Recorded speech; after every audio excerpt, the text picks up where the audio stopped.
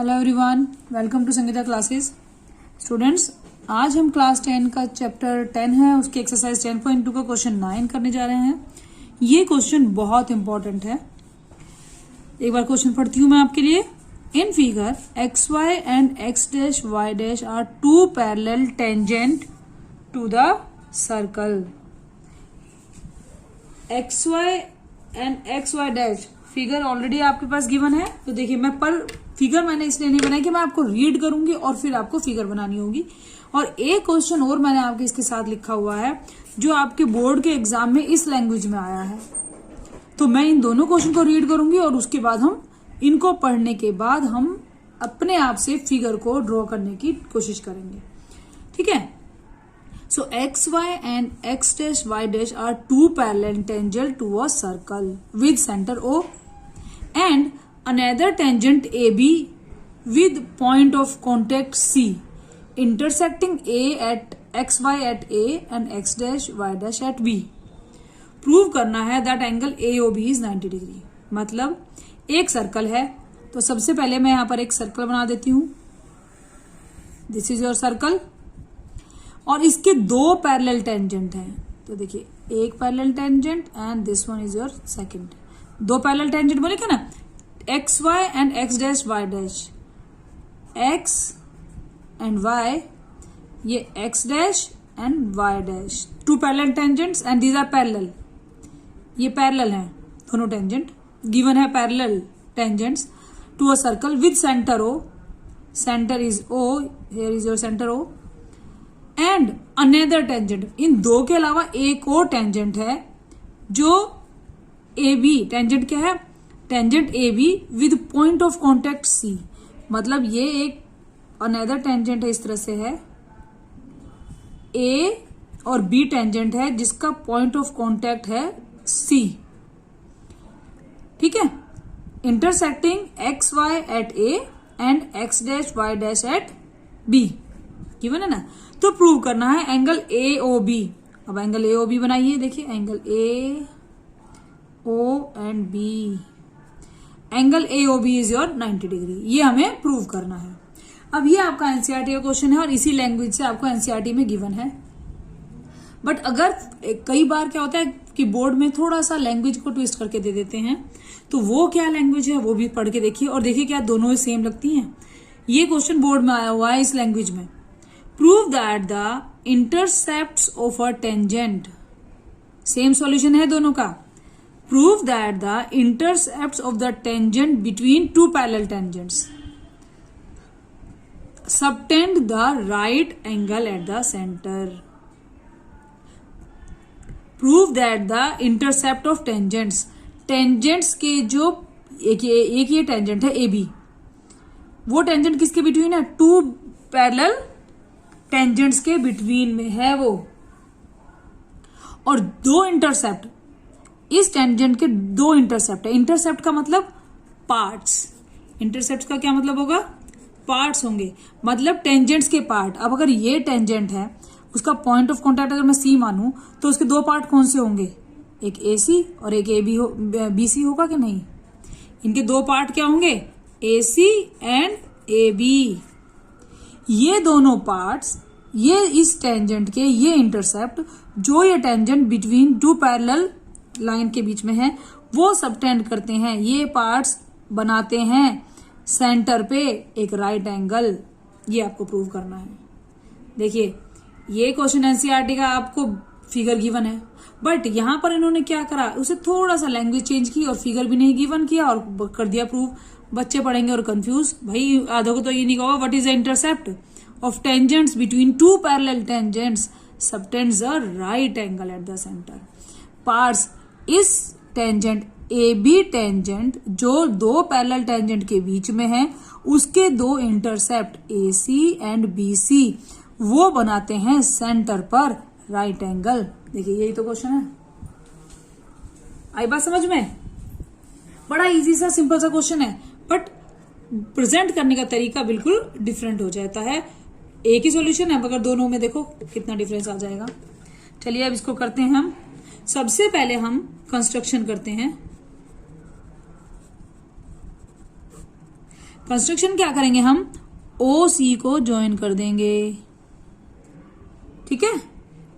और ये भाई इसका पॉइंट ऑफ कांटेक्ट हमारा गिवन है बुक में, इधर P एंड Q। अगर ये क्वेश्चन आता है आपके एनसीईआरटी में P Q ज्वाइन है ऑलरेडी, मगर अगर ये क्वेश्चन आता है तो वहां पर आपको P O Q को ज्वाइन करना पड़ेगा। तो आप P O Q को ज्वाइन करेंगे, ठीक है। तो मैं यहां पर लिखूंगी join O C and P O Q। P O Q को भी आप ज्वाइन कर देंगे, ठीक। अब आपके पास एक बात आप यहां पर ध्यान रखेंगे कि यहां पर आपने OP और OQ को ज्वाइन किया है, जो आपको फिगर में बिल्कुल स्ट्रेट लाइन दिखती है, पर यह जरूरी नहीं है आपको कि ये स्ट्रेट लाइन हो। आपको ये प्रूव करना पड़ता है कई बार कि भाई ये स्ट्रेट लाइन क्यों है। ऐसा ही हमारा क्वेश्चन नंबर 4 भी है, जिसमें हमने POQ, जिसमें हमने एक टेंजेंट पे ये गया है और उसे हमने परपेंडिकुलर प्रूव किया है। तो इसी तरह से हम इन POQ को एक हम स्ट्रेट लाइन नहीं मान सकते until we are not prove it, जब तक हम इसे प्रूव ना कर दें कि ये आपका स्ट्रेट लाइन है। तो आपने कंस्ट्रक्शन कर ली। अब हम करते हैं प्रूफ।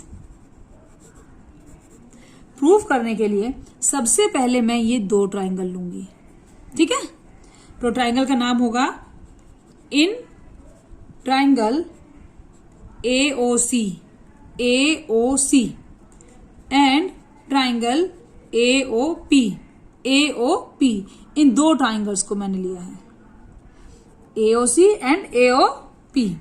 अब इसमें देखिए OC is equals to OP, ये क्या है, radii of same circle. Radii is the plural form of radius. तो रेडियाई 2 एक ही सर्कल की रेडियाई हैं, OP भी OC भी एंड OQ भी एक ही सर्कल की रेडियाई हैं। सो मैंने यहां पर लिखा OC is equals to OP, radii of same circle, okay. उसके बाद हम नेक्स्ट करते हैं दूसरी चीज, बताइए। अब हम देखेंगे OA is equals to OA, वो क्या है, कॉमन। OA हमारा कॉमन है, ठीक है। सेकंड चीज आपकी क्या आई, AC is equals to AP। ये क्यों आई, देखिए ये आपकी सेकंड थ्योरम है 10.2, टेंजेंट्स ड्रॉन फ्रॉम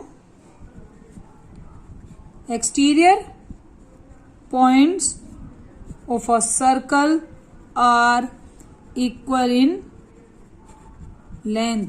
ये रीजन देना पड़ेगा, ठीक है। So therefore triangle AOC is congruent to triangle AOP by SSS congruency rule. ये आपका क्या हो गए, दोनों ट्राइंगल्स हमारे ये कॉन्ग्रुएंट हो गए। अगर ये कॉन्ग्रुएंट हो गए हैं तो मैं यहां पर एंगल 1 मार्क करती हूं in this triangle and this is your angle 2। हम लिखेंगे therefore angle 1 is equals to angle 2 by CP/CT, ठीक हो गए। अब सिमिलरली ये काम हम इन ट्राइंगल्स में करेंगे, दिस वन और दिस वन। तो हमें ये पूरा प्रोसेस को करने की जरूरत नहीं है। हम यहां पर क्या लिख देंगे, सिमिलरली यहां पर आपका एंगल आ जाता है 3 और ये आपका एंगल आ गया 4। सो मैं लिख सकती हूं angle 3 is equals to angle 4। ये भी बाय CP/CT आपका आया, ये भी तो इक्वल है। आफ्टर दिस मैं क्या करूंगी कि मैं यहां पर since XY is parallel to X dash and Y dash, देखिए गिवन है, इसका भी तो कोई यूज होगा कि आपकी जो दोनों टेंजेंट हैं वो पैरेलल हैं। तो XY is parallel to X dash and Y dash. अगर ये पैरेलल है और यहां पर आप AB को मान लीजिए इज ट्रांसवर्सल, देखिए ये पैरेलल हुआ और ये ट्रांसवर्सल हुआ। अगर ऐसा है तो आप ये देखिए angle A plus angle B is equal to 180। Co interior angles 180 होंगे कि नहीं? Angle A plus angle B is 180 degree because co interior angles आपका x y x dash Y dash parallel थी और A B transversal, co interior angle से ही आ गए। अब हम देखेंगे कि एंगल ए क्या है। एंगल ए है angle 1 plus angle 2। Angle A को मैं क्या लिख सकती हूँ, देखो ध्यान से, एंगल ए पूरा इतना ही एंगल ए है, ये है angle 1 plus angle 2। Angle B क्या है, एंगल 3 प्लस एंगल 4, ठीक है, इज इक्वल्स टू 180 डिग्री। अब देखिए एंगल 1 और ये दोनों तो मैं इक्वल पहले ही प्रूव कर चुकी हूं, तो मैं एंगल 2 के प्लेस पर एंगल 1 रख देती हूं, एंगल 3 और एंगल 4 के प्लेस पे भी एंगल 3 ले सकती हूं। प्रूव्ड अबव, ये तो हमने ऊपर कर दिया ना प्रूव, यहां से हमने ले लिया। इसके बाद ये आपका हो जाता है 2 एंगल 1, ये आया 2 angle 1 plus 2 angle 3 is equals to 180 degree. And 2 common ले लीजिए, एंगल 1 प्लस एंगल 3 आया 180 डिग्री। एंगल 1 प्लस एंगल 3 आ गया 180 डिवाइड बाय 2 इज 90 डिग्री, ठीक है। ये हम ध्यान से देंगे। देखिए मैंने यहां पर एंगल 1 और एंगल 3 ही लिया है, क्यों? क्योंकि ये इन ट्रायंगल में आ रहे हैं। मैं एंगल 2 के प्लेस पर 1 भी रख सकती थी, मगर मेरा उसे कुछ पर्पस सोल्व नहीं होता। क्यों? क्योंकि मुझे उस ट्रायंगल के अंदर बात करनी है, क्योंकि मुझे जो अंदर 90 प्रूव करना है वो इस ट्रायंगल के अंदर आता है। तो मैंने यहाँ पर एंगल 2 को एंगल 1 के इक्वल रखा और एंगल 4 को एंगल 3 रखा। दोनों चीज थी मेरे पास। ये आपको देखना है कि अपना पर्पस सोल्व करने के लिए दिमाग में हमेशा ये रखना है कि भाई क्या चीज हमें प्रूव करनी है और वो किस ट्रैक को हमें फॉलो करें जिससे हम वो कर सकें। ये आपका आ गया। नाउ इजी होगा कि नहीं? In triangle AOB angle 1 plus angle AOB plus angle 3 is equals to 180 degree. ASP of triangle. Now angle 1 plus angle 3 के प्लेस पर मैं क्या रख दूं? 90 degree is equals to 180 degree. Angle AOB कितना आ गया? 180 माइनस 90। एंगल AOB आपका आ गया 90 डिग्री। देखिए यही हमें प्रूव करना था, समझे आप? तो आपको करना किस तरह से है ये ध्यान रखेंगे। आपको कंस्ट्रक्शन करी आपने, OC, OP एंड OQ को ज्वाइन किया। अब आपने इन दो ट्राइंगल में कॉन्ग्रुएंसी प्रूव करी। कॉन्ग्रुएंसी को प्रूव करते ही एंगल 1 एंड एंगल 2 CPT से इक्वल आ गए। सेम एंगल 3 एंड एंगल 4 भी इक्वल आ गए। आफ्टर दिस हमें इस बात का भी यूज करना है कुछ कि ये दोनों टेंजेंट पैरेलल हैं और थर्ड टेंजेंट इन दोनों टेंजेंट को काटता है। तो इसका मतलब मेरा यहाँ पर कोई इंटीरियर एंगल्स के according angle A plus angle B हो जाएगा 180। ऑलरेडी मैं एंगल 1 को 2 और 3 को 4 के इक्वल प्रूव कर चुकी हूँ।